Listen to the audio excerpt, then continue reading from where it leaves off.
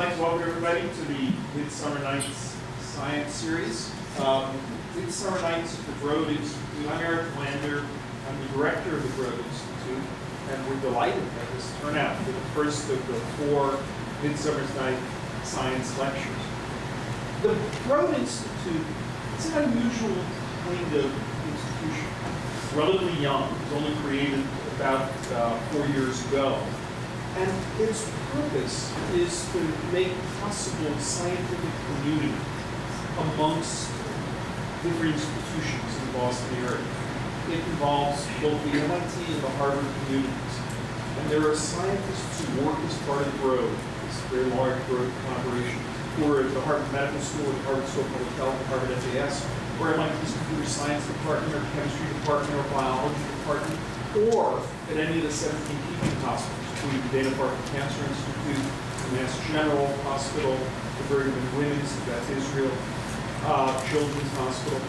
And people who are part of this scientific community really don't care which institution they're part of. They come together in groups to take on important problems in cancer, in medical genetics, in infectious disease, using the tools of modern genomics. There's a commitment to collaboration, a commitment to sharing, to building the community that really makes a difference for medicine, a community that takes advantage of this extraordinary city we live in.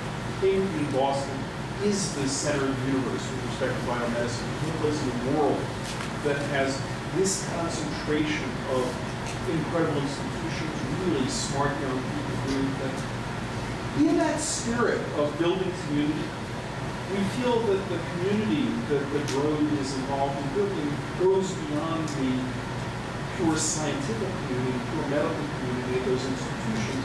And the Broad feels committed to being very much a part of the broader community, the Cambridge community, the Boston community, the greater Boston community. This series is part of that commitment. We love what we do. We love the speed with which science is moving, the exciting developments that are happening, sometimes in medicine, sometimes in just pure basic science. Sometimes you'll hear about tonight in evolution. And we love talking about it, we love sharing. And so different scientists from the Broad community, from different institutions, but all working under this umbrella, have agreed to give talks about some interesting bit of the work they've been involved in. We did it last summer. We had 4 lectures. It was a lot of fun. I gave the first of those lectures. We're doing it again. We have 4 totally different speakers. They're very, very good. The topics are as diverse as can be, and I'll introduce our first speaker tonight, our first speaker speaking tonight, and that is my colleague David Reich. David is an assistant professor at the Harvard Medical School. He is in the Department of Genetics there. He is an associate member of the Broad Institute, and he is really one of the leading thinkers in both human genetics and in evolution. He's a very deep thinker about evolution, although he could tonight tell you about interesting work that he's done in his lab finding genetic risk factors for prostate cancer. He probably won't tell you, but his lab is responsible for really the most exciting development in finding risk factor for prostate cancer. It's on chromosome 8. He, in fact, is going to tell you about the other things that he's interested in, which is using the same kind of tools of genetic variation we use for medicine to look at evolution. And in particular, he's going to tell you about some very surprising things about our evolution from chimpanzees. There's lots of received wisdom about how evolution and speciation is supposed to work. And David is one of these people who takes nothing for granted, questioned many of those assumptions, and has come up with all sorts of fascinating data that have implications both for how humans and chimps evolve and more generally for how evolution works. He's a very stimulating thinker. I always love talking to David, just standing here waiting for everybody to file in. David told me 2 amazing other new things he's just done. So I think you'll have a lot of fun with him. And he's delighted to work with David. Thank you so much for giving the first Midsummer Night lecture. I think you did love it.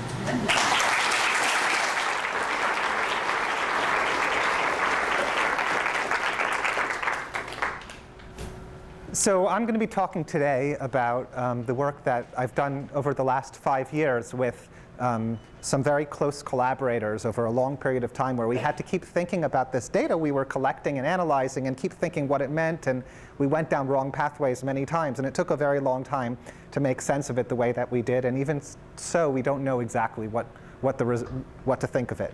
But I'm going to tell you about this project that that took about 5 years to do. The collaborators on the project, one of them, very close collaborator on the project who was closely involved with everything, was Eric Lander, who just spoke. Nick Patterson. So there's a picture of Eric and there's a picture of Nick. And I couldn't find pictures of the other two people, but Dan Richter is a graduate student at University of California, Berkeley right now.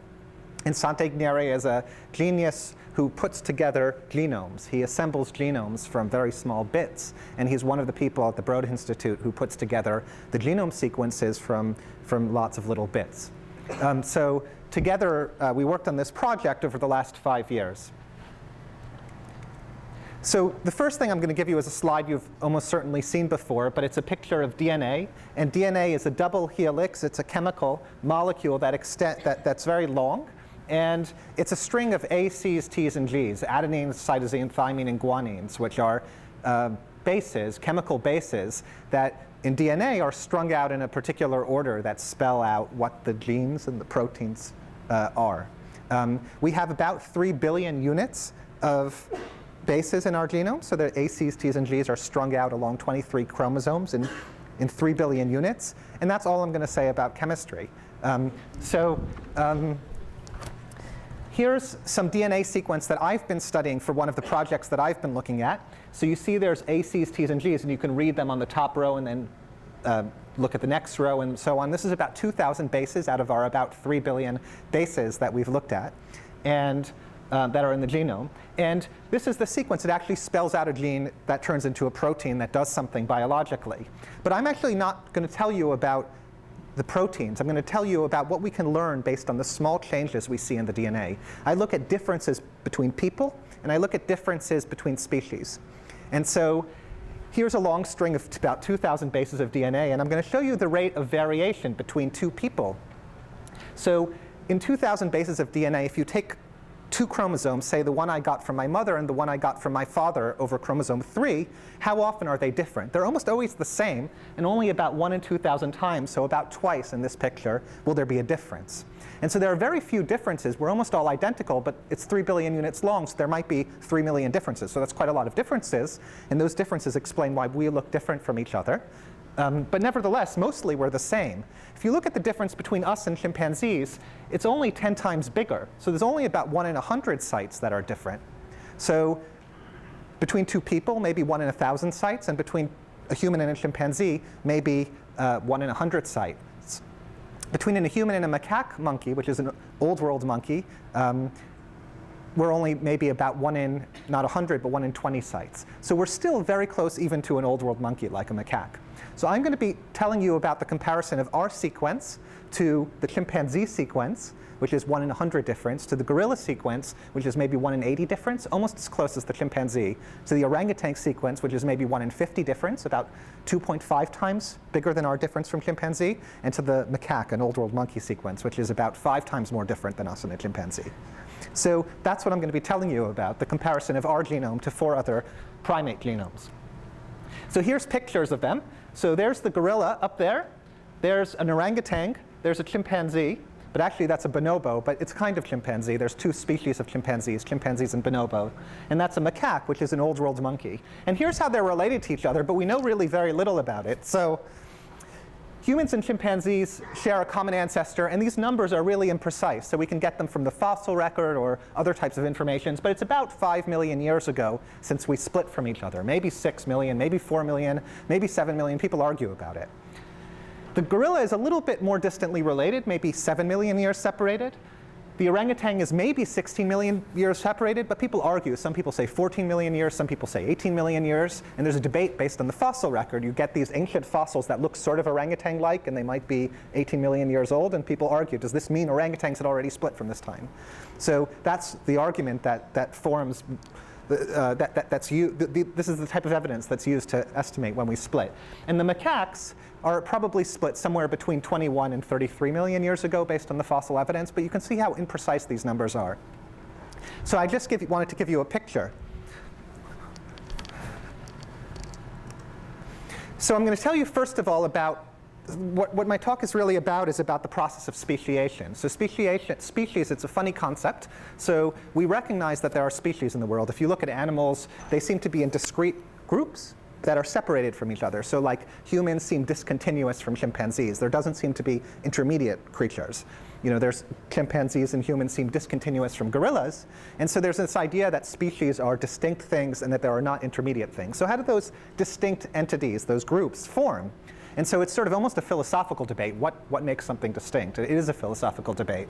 But eventually it happens, and you have these groups that don't breed with each other and are really separate, as humans and chimpanzees are today. And so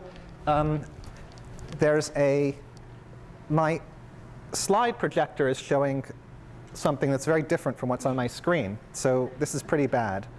What am I going to do? So I will show this schematically. So there's supposed to be a fork above the human and chimpanzee ancestors and the gorilla ancestors, a split like this. Which is supposed to designate when they split from each other. So how do species form? So let's say 7 million years ago, there was an isolation barrier that forms between the gorillas and the humans and chimpanzee ancestors. Perhaps the gorillas split off. They went up to some mountains where they live and eat a certain kind of food that they can live and eat in the mountains, or maybe the river separated them, but some kind of isolation barrier formed. And the dogma about how speciation occurs, which is sort of codified by Ernst Mayr, is that an isolation barrier forms. So an isolation barrier forms. This is really bad, actually. So you can't see what I'm trying to show. So let me see. Is there a way to move this thing onto another computer or something like that? Because this is pretty bad. I'm going to. Let's see.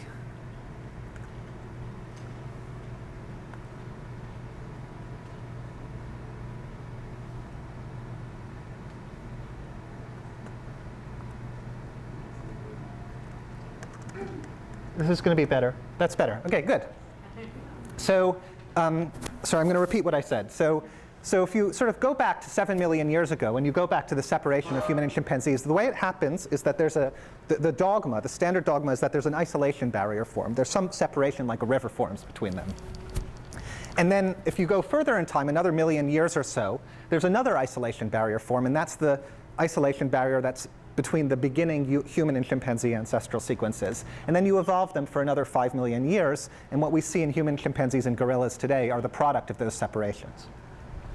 So that's the standard dogma about how speciation occurs. It's called speciation in allopatry, and what happens is that an isolation barrier forms and that there's no gene flow between the species. And when there is, the hybrids are less fit than their parental populations and they die out. So does that make sense? So the dogma, which is accepted by most biologists, and there's a lot of field studies that when you look in the field, hybrids do occur. There are species that have only separated a little bit and they can interbreed, but when the hybrids occur, very quickly, within a few 100,000 years of the initial separation, they're less fertile and less fit than their parental populations, and they sort of die out. So the dogma is hybrids do occur in nature, but they're not an important part of speciation. Hybrids don't lead somewhere. So that's the dogma about speciation. And under this dogma, you can make a prediction.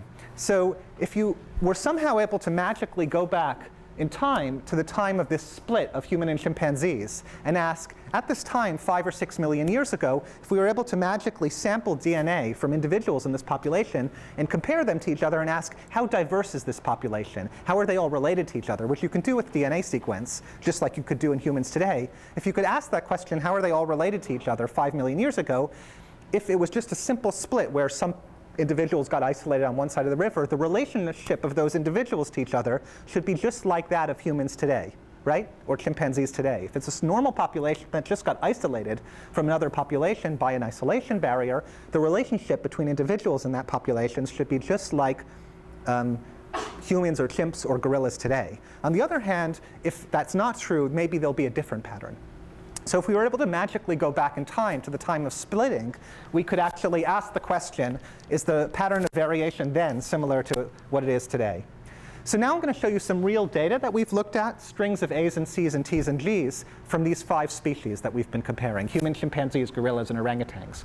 So what you see up there is on the top line in yellow is a string of A's and C's and D's and G's from a particular section of the genome in human. And I got this from the Human Genome Reference Sequence, the thing that was finished in an early version in 2001. So that's the top line.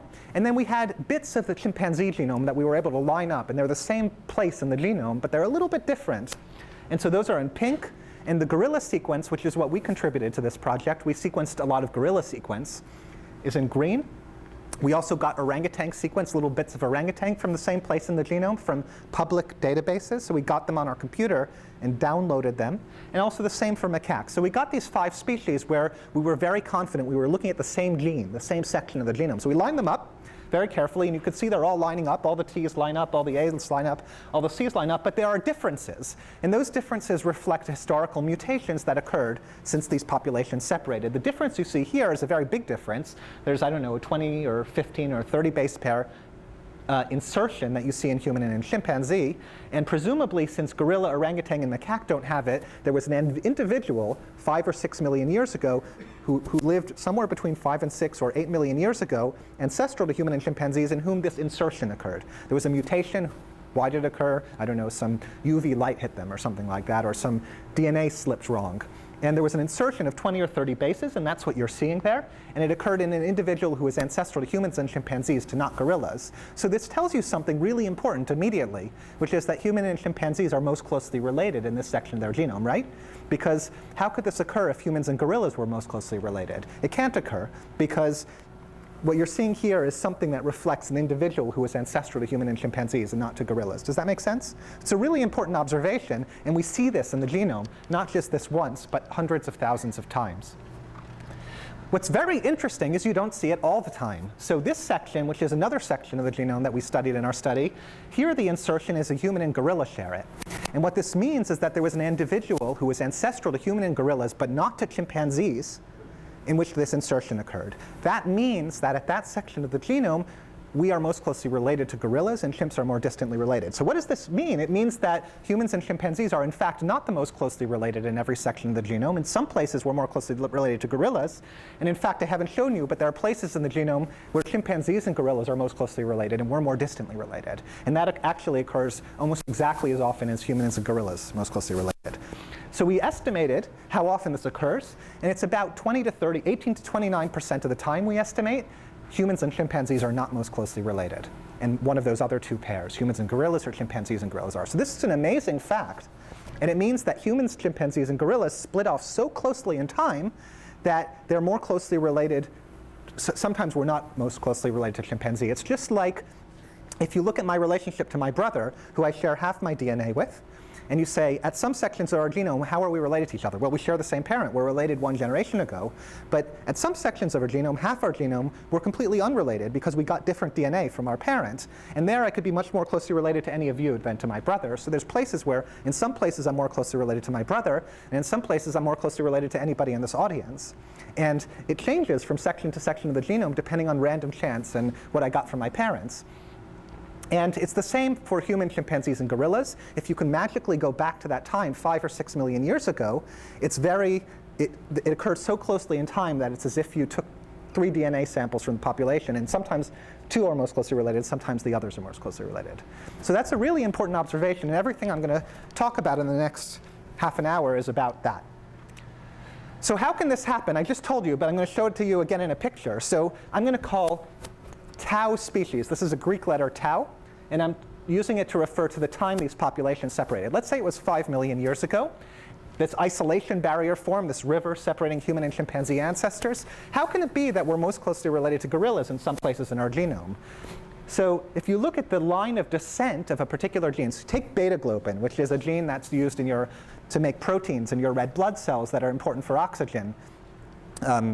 Holding oxygen. So how are we related to chimpanzees at our beta globin gene? Well, you can look at this picture, and this might be how we're related.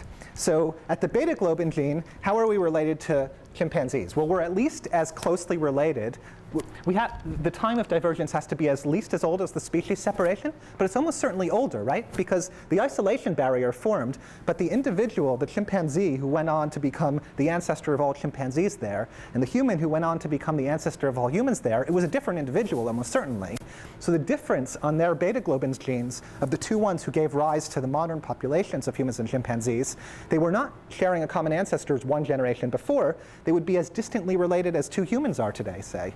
Two humans today, I'll just give you a fact, it's quite clear from the data, are about 500,000 years old, related on average. So if you take a random gene and compare my beta globin that I got from my mother and father, it's probably about 500,000 years till they share a common ancestor. It varies. Some places it's only 1 or 2 generations. Some places it's a million years, but it's about 500,000 years on average. So if you ask, what's the time to the common ancestor of human and chimpanzee at the beta globin gene, it's the time of species separation, tau species, plus that extra time depending on what the history of that population was. So you're immediately seeing that if you could go look at this type of DNA now, and you could say the data that you're looking at reflects not just the species separation time, but it also reflects the population that existed just before. So we can learn about that exciting population that existed just before species separated. So how can we be more closely related to gorilla? This tree with beta globin surely shows that we're most closely related to chimpanzee. Well, let's say you take the copy of the alpha globin gene, which is another gene that's also used in red blood cells, and they all go back at least 5 million years to tau species, but they'll also go back further because sometimes genes go back 1 million years. And they might go back so far without being related to each other that they go back into the ancestral gorilla population. In that case, we can be more closely related to gorillas because once they're in the ancestral gorilla population, we can be most closely related to the gorilla than to the chimpanzee. So the tree can look like that, and in that case, a mutation can occur in this individual right up there, that one, and that individual will be ancestral to human and gorilla and not to chimpanzee, and they really will be more closely related to gorilla. So that's what you see.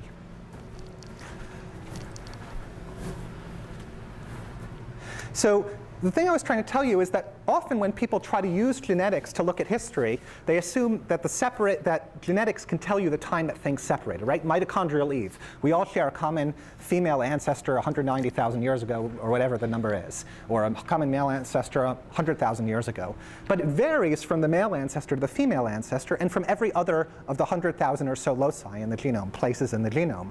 So you can ask how this changes from place to place in the genome, because the history of how we're related at one place is different from how we're related at another place. At some places, I could be more closely related to my brother than to anybody else. And at some places, I'm completely unrelated to him. So the history varies from place to place in the genome. And so often when people try to ask from genetic data, how are all the mammals related to each other? Take a human and chimp. They say, well, the average difference from our mitochondrial DNA, which is what you get from your mother and your mother's mother and your mother's mother's mother, or this other part of the genome, is about 7 million years, and we assume it's the same at all these different places in the genome. And so we're going to say mitochondrial DNA from me and a chimpanzee, and me and a macaque, and me and a this, and me and that. We just take the average differences and assume mutations accumulate at a constant rate over time, like nuclear emissions, so like a clock. And you can just count and see how different we are. But in fact, that's not fair because the history varies from place to place in the genome. And so you can't take the average. It varies from place to place in the genome. So what you're looking at when you look at the average of genetic divergence, by genetic divergence, I mean, remember that slide with 2,000 bases of DNA at the beginning, and you counted the difference between two humans, or a human and a chimpanzee? There was about a difference between a human and a chimpanzee every 100 units. So genetic divergence is as you move along that DNA, how many differences do you see? If you see a place where there are more differences, that probably reflects occurrence of more mutations over time.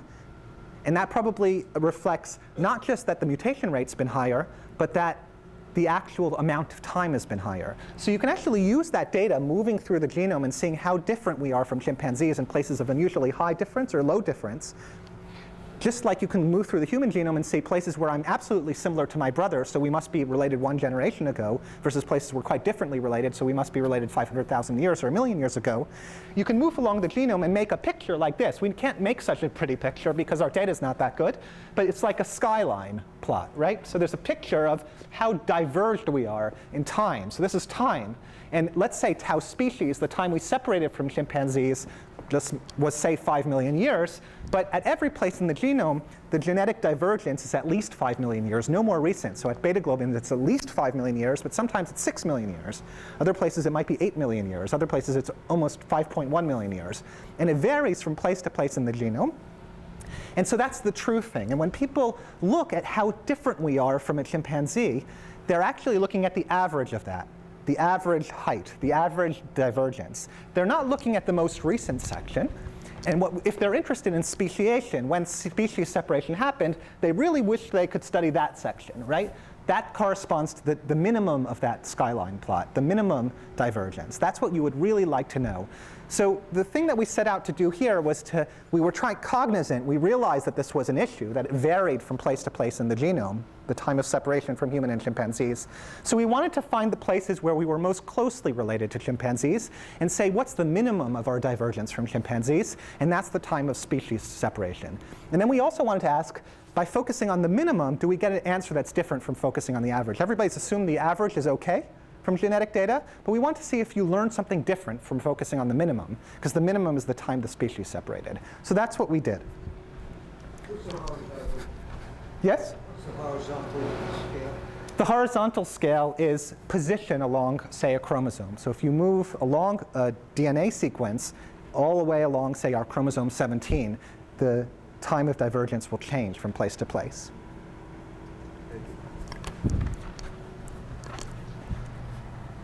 So previous data sets of the type that we've been studying showed some really interesting things. So tau species, you remember, is the time of species separation.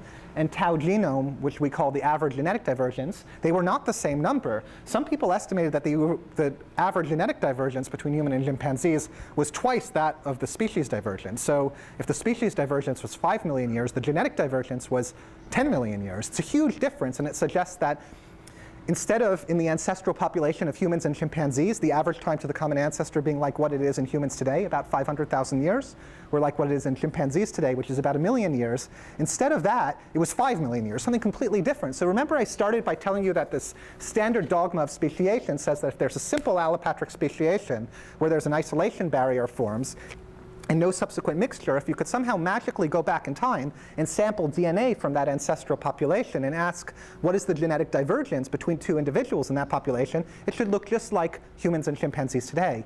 But that number of 2 suggests that it's not humans and chimpanzees in today where the average time to the common ancestor is 500,000 or 1 million years. It's like 5 million years. And even that number about 1.7, which is the best of those numbers, says several million years. So it suggests immediately that standard model of speciation, where the population ancestral is just like those today, but was somehow just isolated, maybe that's not right. So that's what we looked into some more.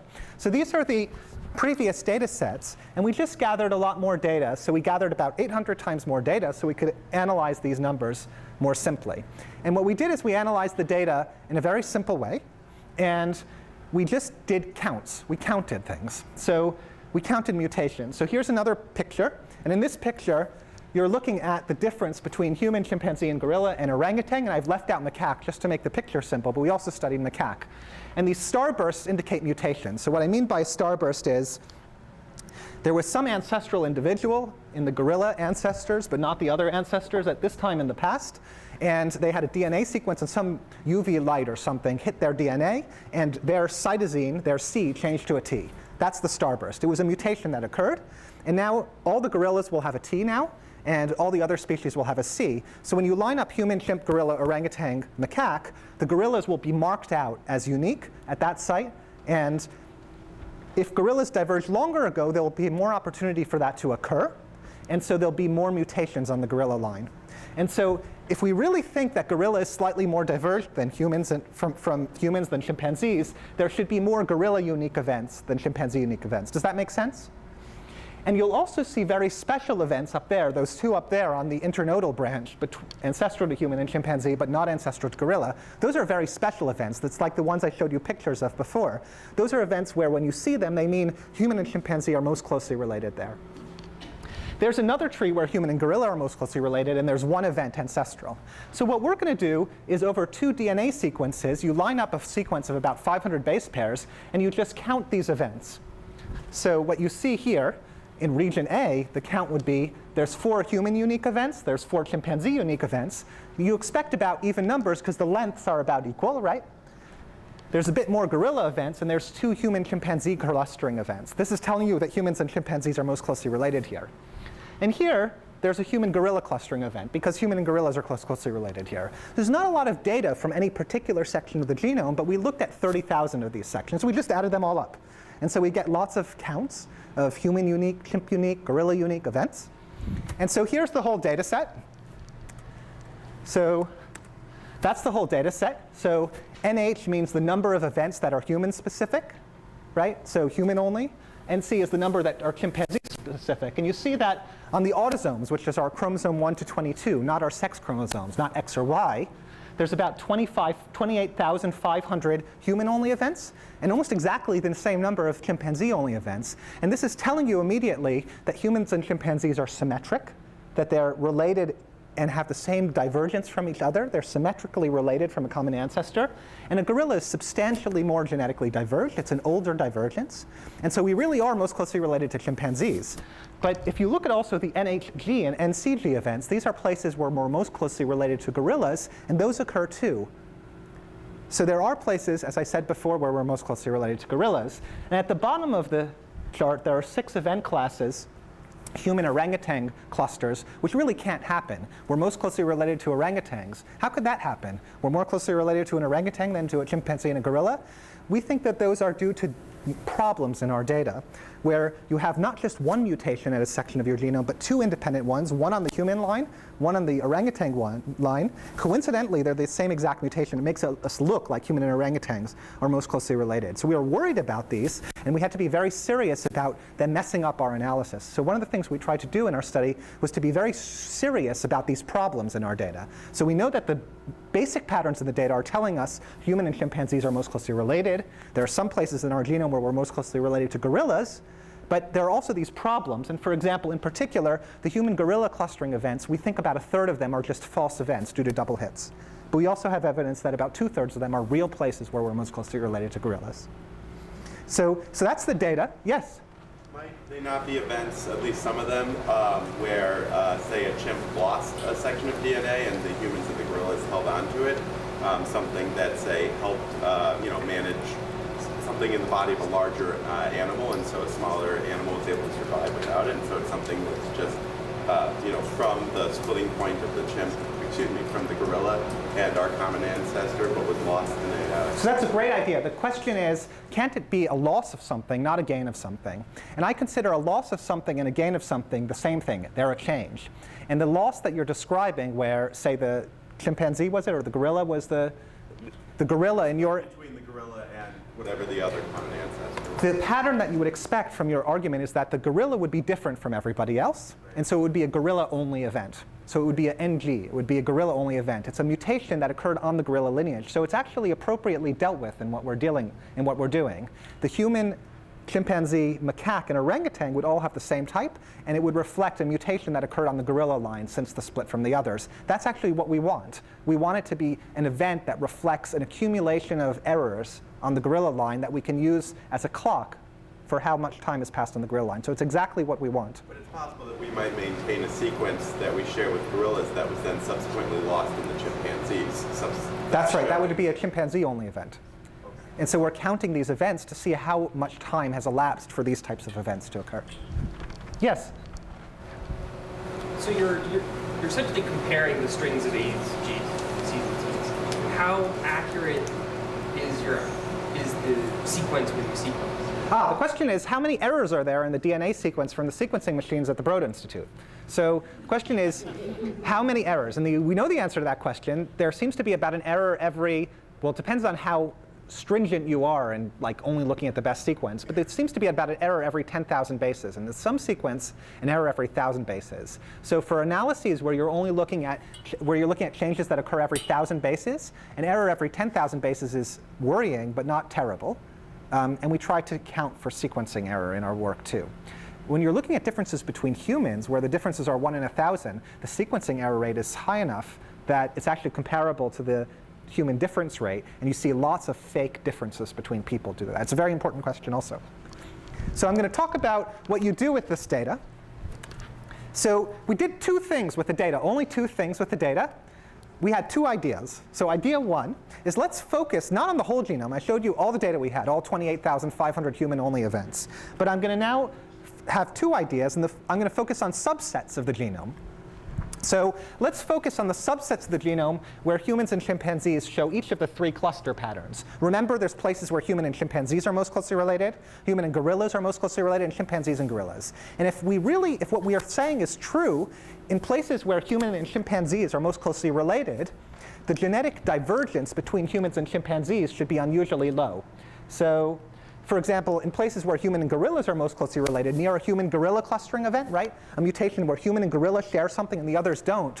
At these sections of the genome, human and chimpanzees must go back so far in the past without sharing a common ancestor that one of them is more closely related to a gorilla. So we expect, if what I was telling you was true, that humans and gorillas would be most closely related in sections of the genome. Sorry, humans and chimpanzees would be unusually distantly related in sections of the genome where humans and gorillas were most closely related. Does that make sense?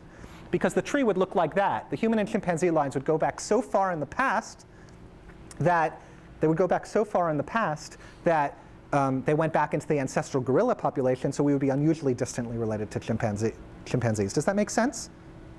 They'd go back at least 7 million years to the speciation time of gorillas. So when we look at that and we calculate, here's the genetic divergence on this y-axis, and we measure what is the genetic divergence 100,000 bases from a human-gorilla clustering event compared to the average in the genome. Well, it's a little elevated, but what is it 10,000 base pairs? Well, it's increasingly elevated. As you get increasingly close, human-chimpanzee distance, the time separating them, has gone up and up and up and up. And that really reflects the fact that near a human-gorilla clustering event, it really is the case that we're most closely related to gorillas, and human and chimpanzees are distantly related. So if the average in the genome is about 7 million years for how long human and chimpanzees are on average related to each other, if it goes up 47% higher, that means that in sections of the genome near human-gorilla clustering events, the distance between human and chimpanzees is about 10 million years, right? So there's a vast increase in genetic divergence. We don't see this in humans today. There aren't very many places, or if any places at all, where we go back in time 3 million years to a common ancestor with another person. 1 million years is quite old, and almost never see something older than that, although there are a few exceptions. So in chimpanzees, there's lots of places in the genome, everywhere in the genome, like every 10% of the genome or 5% of the genome is this distantly related between human and chimpanzees. So that's the first observation. So the other thing that you expect is that if human and chimpanzees are most closely related, as indicated by a human-chimpanzee cluster event, that means this branch is going to be unusually long and will be unusually closely related. So you expect a dip as you get close to a human-chimpanzee event. And you see that dip. It goes to about 86% of the average. So there's a range of 86 to 14% below to 47% above that average of, say, 7 million years. So that's a range of 4 million years or more across the genome of how distantly we're related to chimpanzees. It's a vast range of time where those time separations between human and chimpanzees are varying. So that was idea one.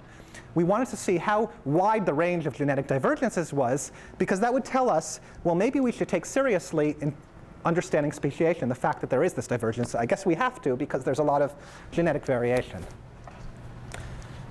So the first result is that there's a range of 86% to 147% of the average for genetic divergence. And the first observation is that if you assume, say, 7 million years based on the fossil record for human-chimpanzee separation time, and say, how much younger is that is 86%? It's about 1 million years younger. So speciation time must be at least no more than 6 million years, right? Does that make sense? People say the average is 7 million years, and often genetic inferences about how things are separated to each other, they say 7 million years is when we separate from chimpanzees. But that can't be true, because the average genetic divergence is at least 1 million years old than species divergence. So species divergence is no more than 6 million years. So that's the first observation. So here's the second idea, and this is the more important idea. So the second idea is, let's look at the X chromosome. The X chromosome is a very special chromosome, and women have 2 X chromosomes, and men have 1 X and 1 Y chromosome. And it is inherited differently from the rest of the genome, so it makes sense to look at it and see what the same patterns are on the X chromosome. So there's a prediction that you get from my field, which is population genetics, which is the following. So how many X chromosomes are there in the world compared to the rest of the genome, say chromosome 3? Well, the X chromosome, there's about equal number of men and women, half and half. And women carry 2 X chromosomes, but men only carry 1. So there's 3 X chromosomes running around for every 4 chromosome 3s, right?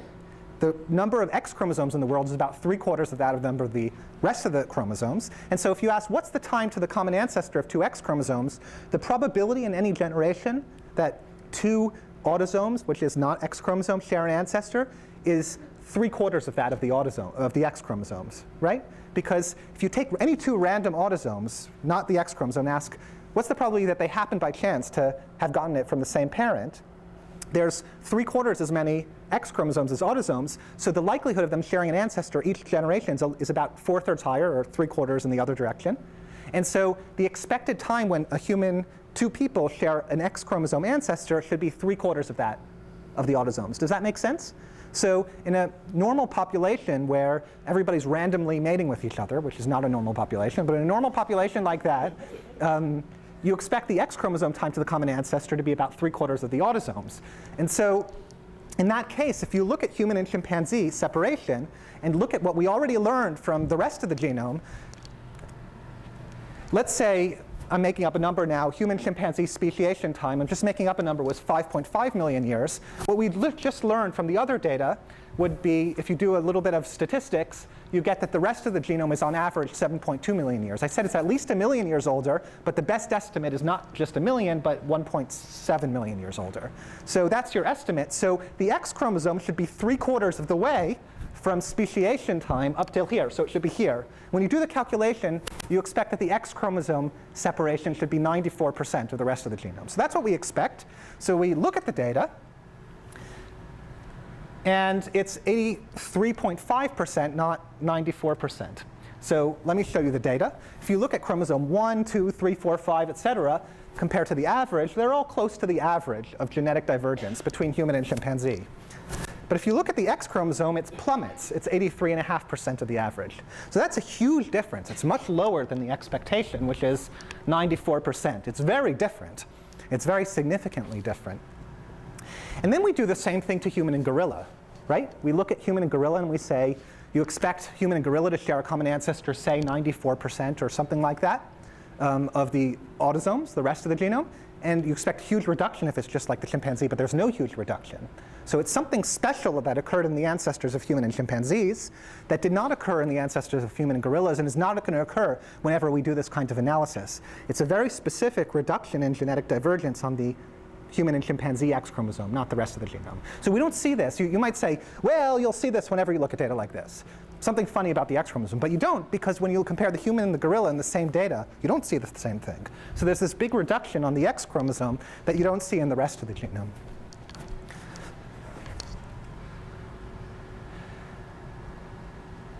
Not only that, if you look at this reduced divergence, which is 83.5% on average, it's right across the X chromosome. It's not in a specific place as you might expect from a natural selection event.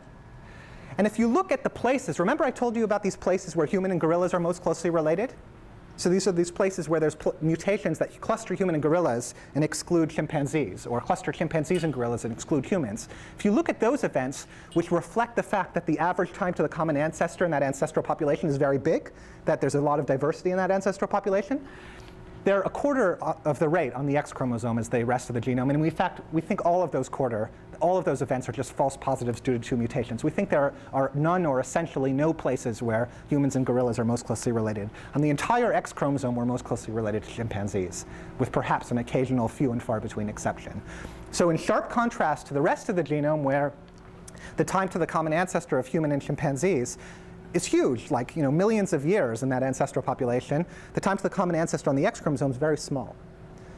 So that's the second idea, which is this: look at the X chromosome and see how it compares to the rest of the genome. So when you look at what the effect is of 83.5% of 7 million, it looks like a reduction of 1.2 million years. So at the very minimum, the speciation time of human and chimpanzee is 1.2 million years less than the average genetic divergence, which some people assume is around 7 million years. So there's a vast difference between the dates that people get from genetic divergences and what speciation actually looks like. So the next thing we did is we did some thinking about what this means about our interpretation of the fossil record.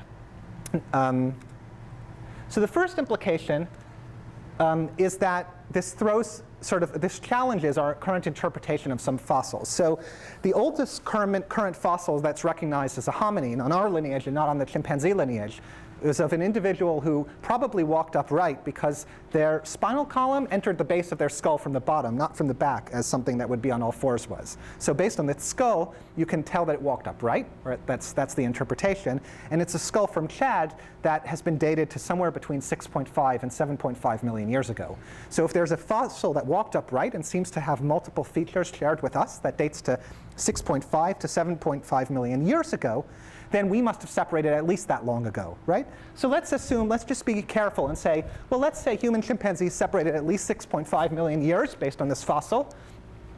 Well, then you take human chimpanzee genetic divergence, it must be at least 1.2, or if you do the multiplication, 1.3 million years older. So human chimpanzee genetic divergence, if you assume that fossil is right, it has to be add 1.2 or 1.3 to that 6.5. It's 7.8 million years. And then we also have data from orangutan that we could say, how much more diverged is orangutan from us than chimpanzee? Well, it's about 2.7 times more diverged. So orangutan must have separated from us 7.8 times 2.7, which is 20.7 million years ago. But the fossil record says we split from orangutans quite definitively between 14 and 18 million years ago. So if you accept Tuamai, which is this Chad fossil, and its dates, its minimum dates, you're forced to think that all the orangutan fossils are wrongly interpreted. If you accept the orangutan fossils, you're forced to say that we share a common ancestor with chimpanzee more recently than this fossil that looks like it has shared features with us. So in light of the genetic data, there seems to be a conflict between one or the other sets of fossils. So there's actually not just Tuamai, which is 6.5 to about 7.5 million years ago, but also two other very old fossils, 5.6 and 5.6 to 5.8 million years ago, that have been thought to be hominins on our lineage since split from chimpanzees. And they too are hard to reconcile with the orangutan and macaque fossil record in light of the results we have. So the next thing we asked was, what could explain the data? And this is where could it be an error in the date of the fossil record? Well, possibly, although I don't have any expertise to judge that. That's something you do with dating of fossils. Is there an error in our method, in the clocks that we use for genetic divergence? Quite possible. But we actually just explored a possibility that, so you remember, if you accept the orangutan fossils is correct, then the gene flow between human and chimpanzee must have occurred more recently than the separation of that fossil and us, and so there must have been gene flow after there were already creatures that were on our lineage. And so that would suggest hybridization between an initial human-like creature and the chimpanzee lineage after the initial split began. So we explored that possibility, and we looked at its predictions on the data. So here's the new model. So the model is at the first time, the initial speciation, let's say it was 7 million years ago, there was initial split between the ancestors of chimpanzees and the ancestors of humans, and maybe that fossil was on the ancestral line. But then there was a remixing event. The ancestors, that fossil line went extinct, and we, or chimpanzees, arise from that mixture. So that's the model we explored. So that's suggested by the data. So does it make sense? So it satisfies something that's called Occam's razor, which is a logic rule, which is one thing can explain all your data, all the things you observe. You don't have to have like Ptolemaic epicycles are explaining how things circle around the Earth by all these twiddles and twiddles, but this one thing can explain all the data. And I'll show you why. It can explain several features of the data. So the first thing is that the thing I just told you, that this fossil is 6.5 or 7.5 million years ago, but we have strong evidence of gene flow occurring more recently, probably than 6 million years. So how could this be reconciled? Well, it would explain that, the hybridization. It would also explain the huge spread of genetic divergence times, because in some places in the genome, we share a common ancestor with chimpanzees at the time of hybridization, the recent time, and at some places, we go back all the way to the initial separation, which might be 1 million years or hundreds of thousands of years older. So there are places in the genome where we're related hundreds of thousands or millions of years more distantly than the other range, and it will immediately explain the wide range of genetic divergence. But the most important thing is that it explains the X chromosome observation. So there's something called the second rule of speciation, which was proposed by these scientists Jerry Coyne and Alan Orr. And the second rule of speciation is an observation that you see again and again in species. So the first rule of speciation is something called Haldane's rule. And Haldane's rule is the following. If you take populations that have been separated for a while, like 2 monkeys that have been separated from hundreds of thousands of years, or 2 birds, and you mix them together, you separate them for hundreds of thousands of years, and you mix them back together. If they're for millions of years, they won't be fertile when they mix, but when they're only a few 100,000 years or a couple of million years, they'll often be fertile and produce viable offspring. And when they start to be separated enough that they're not fertile anymore, it's almost always the males who are infertile. Females are fertile for 1 million years more separation than the males. This is true not just in one species or another species. It's true in hundreds of species with very few exceptions, and it's actually still a mystery basically why, although there are some possible explanations. So this is Haldane's rule. It's an observation that as you separate populations enough and infertility happens, it's always the male offspring that become infertile first. It's not exactly clear why. And the second observation is that when you find the genes that are responsible for this infertility by genetic techniques, they're almost always on the X chromosome. Not always, but very much concentrated on the X chromosome. So this is observed in species after species, in fruit flies and in tsetse flies and in guinea pigs. The observation is that the genes having the greatest effect on hybrid sterility and inviability, they're on the X chromosome very often. It's called the large X effect, and it's another observation. So what we thought is there's a corollary, there's a consequence of this. And the consequence of this is, let's say we don't believe the allopatric speciation model, which is the standard dogma that speciation occurs by an isolation barrier, but sometimes there are exceptions to it, and they're important in evolution. Hybrids don't die out, but a hybridization occurs, and they actually somehow overcome these problems they're having, the fitness barriers, and they survive and establish themselves. If hybridization occurs, then the X chromosome is going to be under usually intense pressure to sort out its problems, because the X chromosome has these barriers to fertility. So when you get hybrids, the problems the hybrids are going to be having are due to incompatibilities that they're getting on their X chromosome with the rest of their genetic material. And so there'll be intense natural selection and pressure to remove problems with their X chromosome. So this predicts the kind of thing that we observe. So the prediction is that the resulting species will have big chunks of their X chromosome from one or the other ancestral population as they've had intense selection to remove the problems. So for example, let's say the ancestors in our model, the ancestors of humans and chimpanzees were separated for a few 100,000 years or 1 million years, then remixed. So in this mixed population, the males would have been infertile, couldn't have had any children at all. So the female hybrids would have had to mate back to one of the ancestral populations. Does this make sense? Initial separation between human and chimpanzee ancestors, right? Mixing, males die, they don't have fertile offspring because they're infertile. The females are fertile, and in order to produce offspring, they have to mate back to one of the ancestral populations. So say these hybrids mate back to the ancestors of chimpanzees, the males that they produce will only be fertile if they've lost the X chromosome of the population they're mixing with, the chimpanzees. So it's an efficient way for the X chromosome from one side to be quickly kicked out. So the males are only fertile if one X chromosome is entirely removed. And in this way, our ancestry on the X chromosome can be with the chimpanzee at the time of hybridization throughout the X chromosome, but there will be variation elsewhere. Some places on the rest of the genome will be at the time of hybridization, and sometimes very anciently. So that's sort of the model. And you think this is very far out, but I'm saying it sort of predicts multiple features of the data. And we actually see it in mice too. So it's been observed that if you look in Europe, in Central Europe, and you look at the boundary between, there's these 2 house mice species. In Eastern Europe, in Germany and Czechoslovakia, there's a cline, which is a gradient between the 2 house mice species as they merge into each other. And they're separated from each other for hundreds of thousands or even 1 million years. And the males are infertile or have hybrid inviability. So there's hybrid mice of Mus musculus and domesticus in this region. And there's a gradient where these populations of hybrid mice are living. And if you look at the X chromosome genes, they're almost always from one population or the other, but the rest of the genome, there's slow merge across the region. And it suggests these mice are not able to handle X chromosomes from both ancestral populations. So it's exactly what you expect if there's incompatibility. So what do these results predict? Well, if there really was a hybridization, one possibility is that there was an initial separation and then another coming back together. And so the time to the common ancestor of human and chimpanzees would have two peaks, one at, say, 5 or 6 million years and one at 7 million years. If we had enough data, we might be able to study that.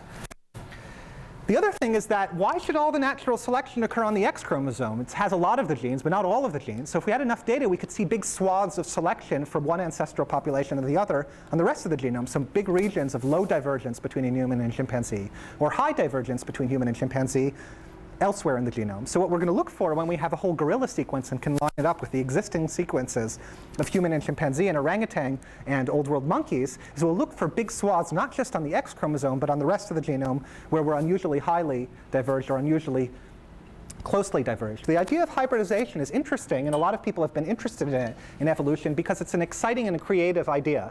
So if speciation doesn't happen by hybridization, all the evolutionary changes in the species have to develop within the species by new and gradual accumulation of mutations.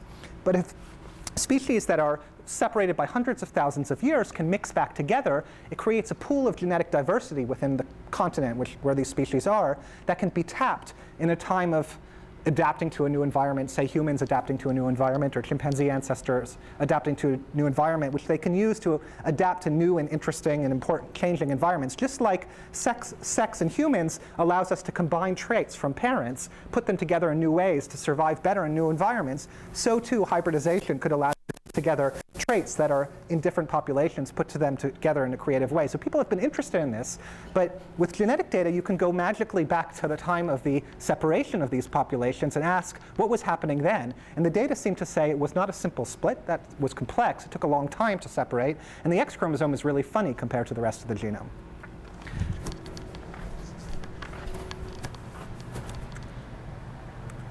So what next? So we're really interested just in just a second, I'm just going to be done in a second. Is long drawn out speciation common in evolution? So we're interested in this. Mostly, my main interest is really not in human chimpanzees and gorillas, but really in speciation itself. Is this a creative and common process in evolution? Does allopatry not the rule, but there are major exceptions? In fact, is it used as a creative way to create new adaptations? So can we do this? And we're going to try to do this by studying lots of other species in the same ways, not just human chimpanzees and gorillas, but other primates and fruit flies, to try to see if this thing occurs commonly. Here's some hybrids that you see in nature. And then we're trying to repeat our study with the whole gorilla sequence as it becomes available, as it is becoming available. It'll be 100 times more data, and we'll be able to do a lot more than we did this time. So thank you very much.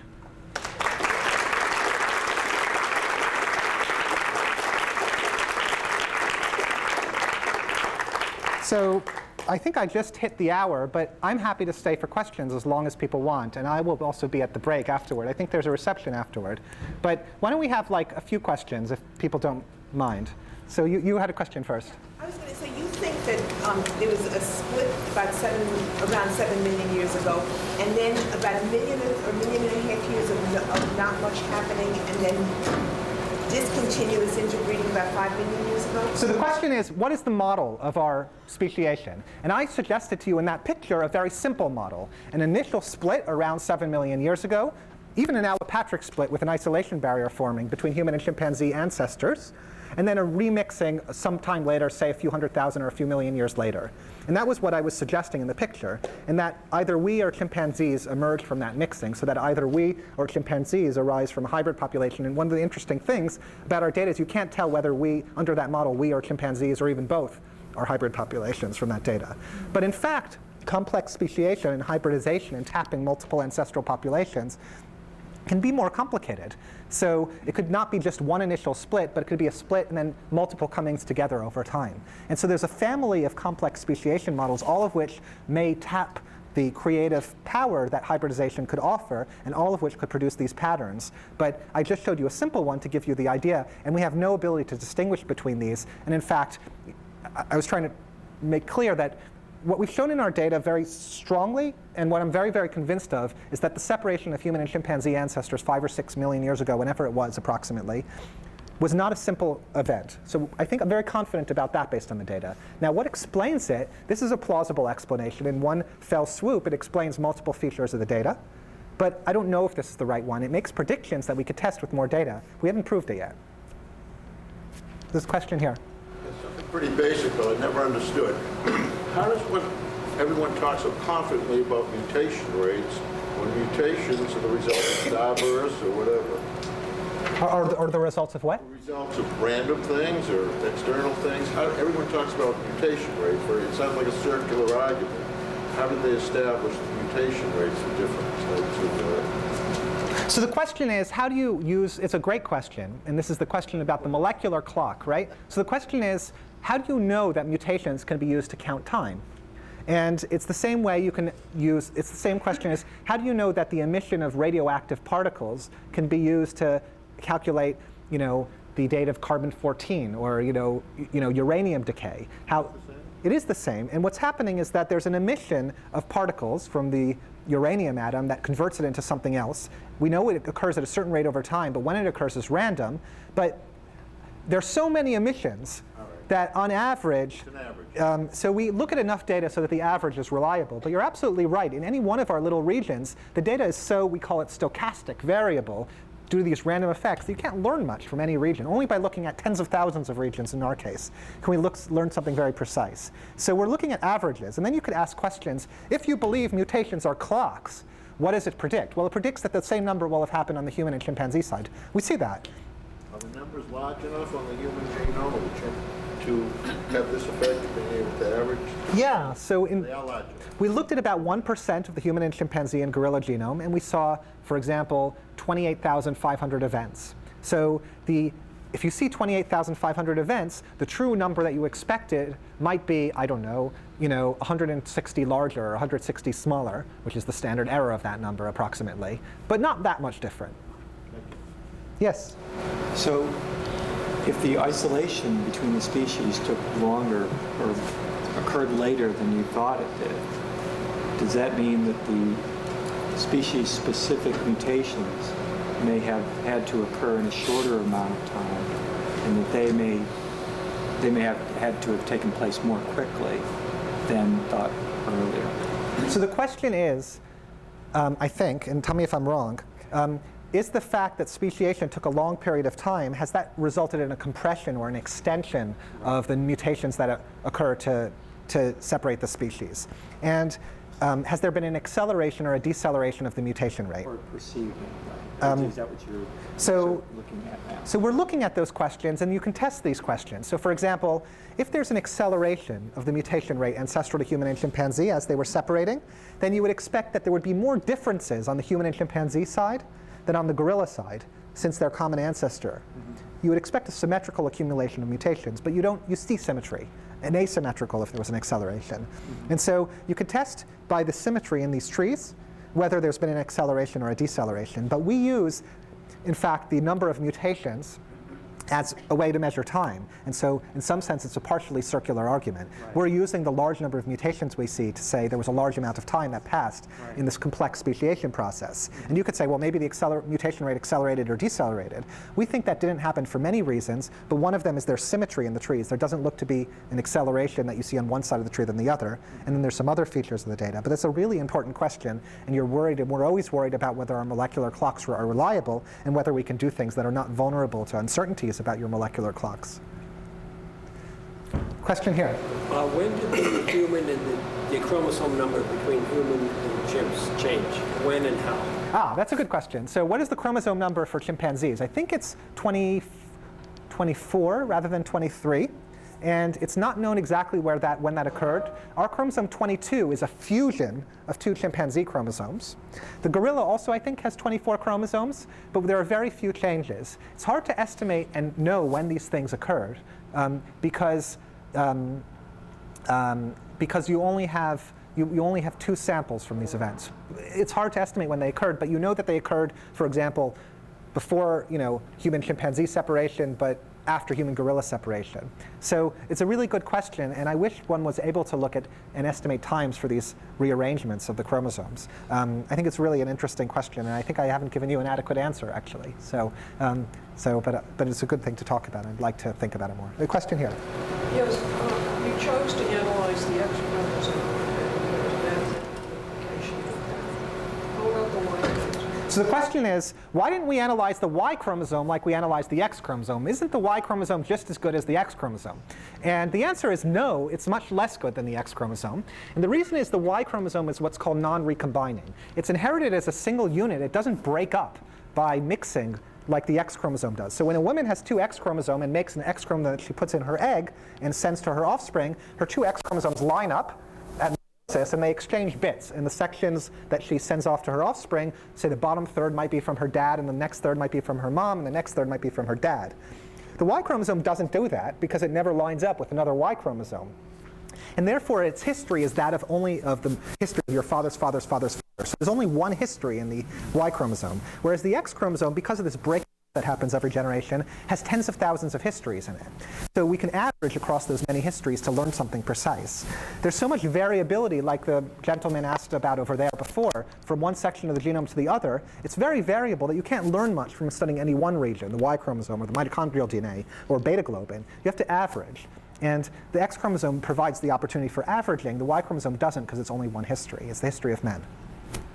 There's a question here. Are you able to check or correlate your theories of the timing of speciation with geological events such as separation of land masses? So the question is, can you correlate these speciation events with what we're doing, the genetic data, with geological events? So unfortunately, there's very little geological record in Africa, which is presumably where all these separations happened 5 or 6 or 7 million years ago, and we would love to have correlations like that. But there are some examples that are very interesting. So for example, the flightless birds, I think, all separated from each other.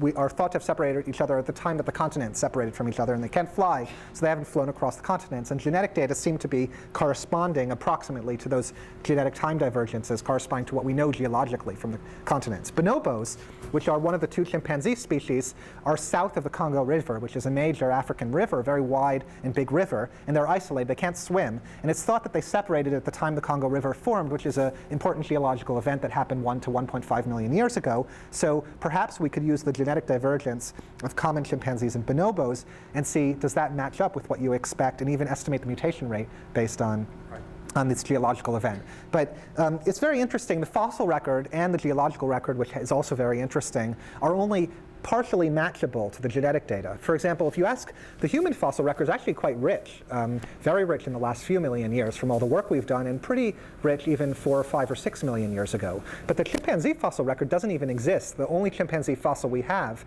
is 500,000 years old, discovered a couple of years ago, and it's a single tooth. And so chimpanzees we think live in the forests, and it's not a very good place for preservation of fossils. And even though people have been very interested in finding a chimpanzee fossil record to understand when they split from us, it's not found. And so another thing that's important is that many fossil records and geological records just happen not to be available for some of the things we're really interested in. I'm looking to you to break us up, but I'll answer as many other questions as people have. Question here. I had a question regarding the viability of hybrids. Is it only the issue of the male infertility, or is it a general matter of weakness, adaptability? So the question is, what results in hybrid inviability? And there's actually many things that result in hybrid inviability, and I'm not an expert in this, but sometimes they give rise to offspring that are infertile. Sometimes they don't have many sperm or eggs. Sometimes they only have male offspring, or sometimes they only have female offspring. Sometimes there's just physical barriers to mating. And so there's lots of reasons why hybrids are less fit than their parentals. Sometimes they get diseases and they die early. And so there's lots of reasons why hybrids are less fit than their parentals, and some people call it post-zygotic and pre-zygotic barriers to barriers and so on. So there's lots of reasons, and some of them are X chromosome related, and some of them are most definitely and almost certainly not. Question back here. Yeah. In the model you discussed. Speak up. In the model you discussed that the hybrid. Well, you just kind of went over the hybridization between chimpanzee and human, and could it possibly be explained also by perhaps splitting hybridization with the gorilla, then splitting again hybridization with the chimp? So the question is, could mixing with the gorilla explain the data on one side but not the other? And that's actually what we thought we initially saw, actually. But there's a prediction of what you're saying. So if we initially split and then mixed with the gorilla a little bit, and then the other side didn't mix with the gorilla, we would actually be more closely related to gorilla than chimpanzee is. So we tested that really, really, really hard, and we're exactly as closely related, as far as we can tell with a huge amount of data, to gorilla as chimpanzee are. So it looks like human and chimpanzees separated from a common ancestral population, and that the populations that separated since then have a symmetric relationship with respect to gorilla. So they may have mated equally to gorilla, but that seems unlikely just by chance exactly as much. And so we think that the gorilla separation happened entirely before the separation, as far as we can tell, although maybe more data will show us wrong. That's a great question. There was a question back there. The 1 in 1,000 difference, the 1 in 1,000 difference between any two individuals, or 1 in 100 between human and chimpanzee, is that looking over the entire genome, or is that just the coding sequence? So the question is, the 1 in 1,000 difference between humans, two humans, or the 1 in 100 difference between two chimps, is that an average across the genome? The answer is yes. Or is it focused on the coding regions, the parts that could make genes? In the parts that make genes, the difference is actually somewhat less, sometimes as little as 50% of that of the rest of the genome. So instead of 1 in 1,000, it might be 1 in 2,000. Or instead of 1 in 100, 1 in 100, it might be 1 in 200. And the reason is that presumably the mutations occurred over time, but they disappeared because they weren't very good for the creatures that had them. And so they got selected away. And so there's lots of evidence that natural selection occurs to eliminate these mutations. And so there's averages, there's differences from one place in the genome to the other. And you could ask me the question, which you haven't asked me, but you could ask me, well, that's selection. That's not reflecting time separation. Maybe all your data is explained by just selection being different on chromosome X or whatever. And I'm not going to answer that now, but there's an answer to that. Well, let's thank David again for his lecture.